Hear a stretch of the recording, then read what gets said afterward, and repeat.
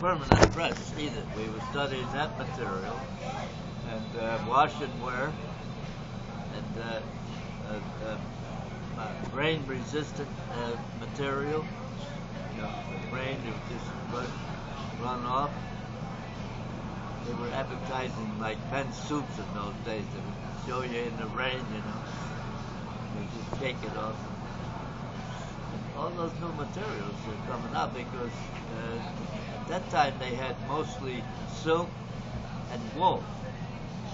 Wool suits and silk, and we had the company, Gabardine. It was a company that specialized in it. So when I worked for Curtis for Hartford, Pat Firearms in Hartford, Connecticut, we were making weapons for the war. And then after a while, they came with the draft to me, so I went back to Port Jervis, and I worked on the Erie Railroad while I'm waiting for the draft. And we were transporting war materials. So we had to transfer them from one freight train to another freight train and put them back on, take them off, all that stuff. And we had special, like Scotch tape, it was steel, big rolls, and a unit that you would tighten to keep the stuff that was being transported. These big cases, wood, metal, and we'd transfer them, hook them to the side of the car, like a coal car, and we'd strap them in so they wouldn't move. So it was very hot, like July. I would get so goddamn black as God darn, what the hell, like the leg on the table there. But they had a YMCA. I used to keep a locker there, and I changed my clothes there, so I wouldn't go home with all the dirt. And I'd put them in the laundry, clean them up, take my shower. Then 1942, I went in, they called me, we went to out here. I didn't even know what the hell it was, Camp Upton. That's like Brookhaven. There's somewhere near there. Yeah, that's when we went into a big warehouse, stand up there. Okay, raise your right hand, and you repeat after them. I pledge allegiance to the flag of the United States and all that stuff. Okay, you're born in. It was pitch dark. I couldn't see your hand in front of your face. There's no light. We had to go get our uniforms. They called a duffel bag. The bag was just what you kept your stuff in. You kept half a tent, and I kept the other half. The pegs, tent pegs, rope, and a pole. Pole opened up, put one in the front, one in the back. Dig a trench around the, so we'd always try to pitch it down. In case it rained, the water would go in the trench and not under. You'd have nothing under except some pine boughs if you could find them. Use that for a mattress. And you had all your stuff, your gear. That's it. That's after that, we got in a troop train, and it was dark again. They pulled down all the shades in the troop train, so you couldn't see where you go. Nobody could see you. We didn't know where we're going. And we wound up in Camp Lee, Virginia. 75,000 troops. It's a big place. That's where we took our combat training, infantry training. And I got to be in charge of all the training films. So they set up a big, like a Ringling Brothers tent. Yeah, Zerker's tent. get the films at the library and with the lieutenant.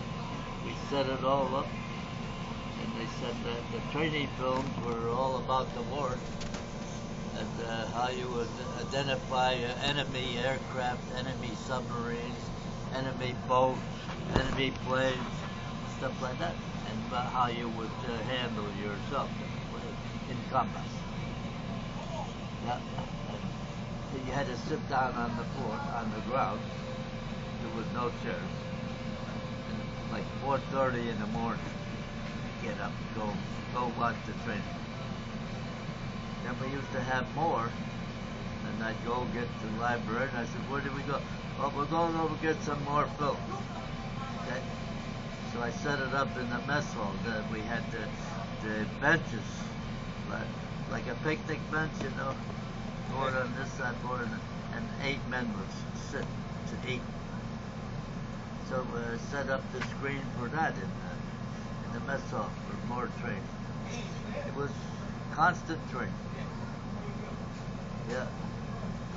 There's all kinds of, you had to, for all kinds of reptiles and insects, identify all these goddamn things that you would run into, you know, or to know which one was dangerous, poison. It was no let up.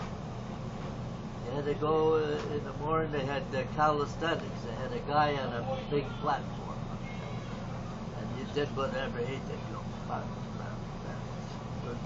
You take your shirt off and lay your stuff beside you, your rifle and all that stuff. Then you do push-ups, you know, like that. Push-up with your rifle. Yeah. Then you go for more training. It was all sand there. And we were out in the woods. So they had they formed 2 baseball teams. We played 9 innings of baseball from daylight to when we got through, and then we go on training maneuvers in the woods, drawing the cannons and tanks and all that kind of weapons. I said, this is something else. First we play 9 innings of baseball, and then go get your gear and go running and maneuvers. You get 5 minutes to stop for a break. So you find a tree that you could lean against and sit down 5 minutes. We all smoked then. So, okay, light up. Lights out. Yeah. It was never stopped. Morning to night. Morning to night. And you had to go on guard duty. It was dark as hell out there. And you were all by yourself. You got them mosquitoes that eat you alive. You turn your flashlight on. You could take a bucket, just go like that. Take a bucket full of mosquitoes. So we used to put this repellent all over, like a stick, like a cigar, come in a metal container. Push it out, rub it all around. He had mosquitoes that he would go down under your collar, you know. A couple of guys got bit, and they got their eyes swelled up like this, like a baseball. So you run guard duty 4 hours, then another guy relieved you. You would go, and they would have coffee and sandwiches for you, and you lay down for a couple of hours, get some rest, then go back up. So you come off of one duty onto another. There's always something else to do.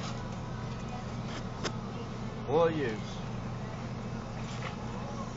Yeah. $52 a month.